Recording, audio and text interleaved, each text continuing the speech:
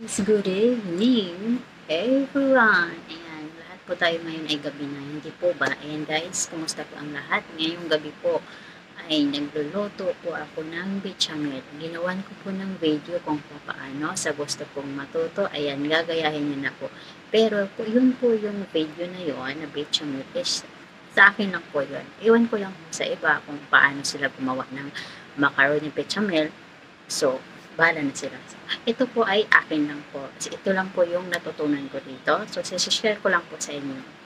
Ayan po yung video ko. Panoorin po natin. Ayan na nga guys. Unahin ho natin ang tomato paste. Ayan.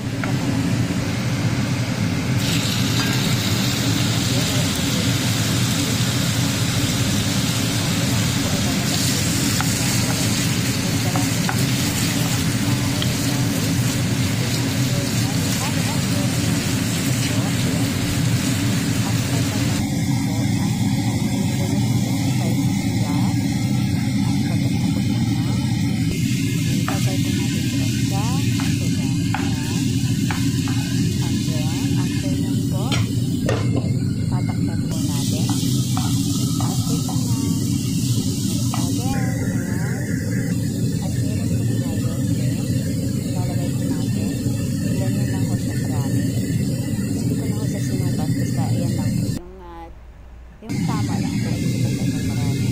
Talagyan po natin po ng lagyan ko. Ayan, 2 kutsara lang po.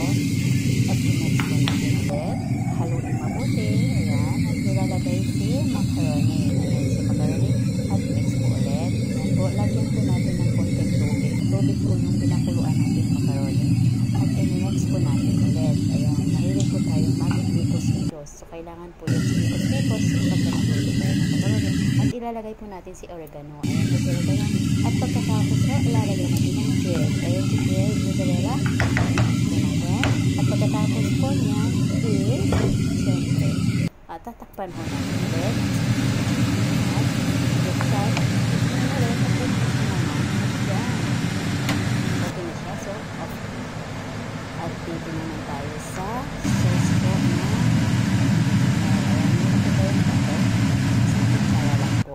isang kutsara ng butter at 2 flour. Flour po yung nagamit ko natin ng buko or side. So, 2 kutsara lang po. Pinagkalit pa talaga yung mga magkakal lang po. Ayun po yung lang po. Minix po natin. At pagkatapos po ng mag-mix, siyempre po, lalagyan natin ng milk. Ayan. Tapos, ayan. So, pagkatapos po yan,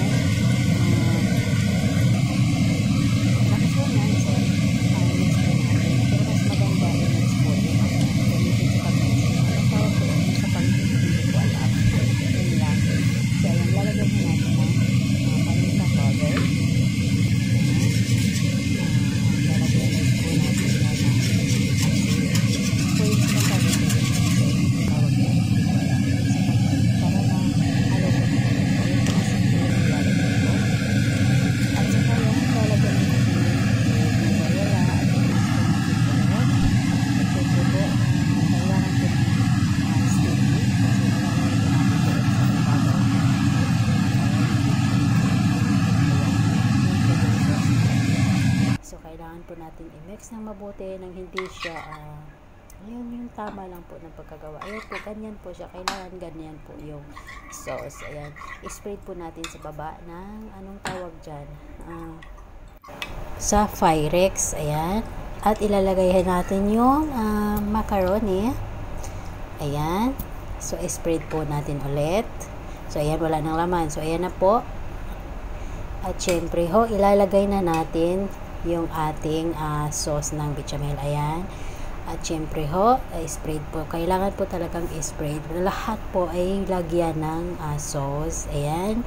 At pagkatapos niyan is kung maayos na siya ang pag-spread, lalagyan din natin ng cheese sa itaas. Yung ayan, lagyan na natin ho ng mozzarella cheese. Ayan po, lahat po ng space ng ating bechamel ay lalagyan ho natin ng cheese. Ayan, nalagyan ko na po lahat. Maybe, sa tingin nyo po, diba? Ayan po, lahat ng yan ay kailangan may cheese. Mas maraming cheese, mas masarap daw, sabi. So, ayan, ilalagay na natin sa oven. Ayan. after nyan, pasok. Ayan, pasok na nga. Ayan, at saka turn on na natin yung sa baba.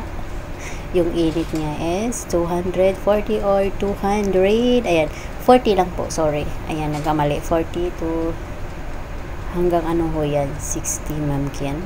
Maybe, sorry. And then, yan po yung sa baba muna natin unahin. At saka yung, yan po ang ano yan, Celsius. Diba? Yun eh. Hindi kabisado yung ano, oven. Sorry, I'm sorry. So, ayan na po. Yan po yung light. Pero ayaw ko ng light. So, off ko yan. So, ayan na nga siya, guys. Luto na ho siya. Ayan. Yan lang po yun. Si macaroni bechamel. Ayan, guys. Thank you for watching. At sana ay natutunan nyo po ang aking video tonight. Ayan. Magpapaalam na po kasi marami tayong hugasin. Ayan.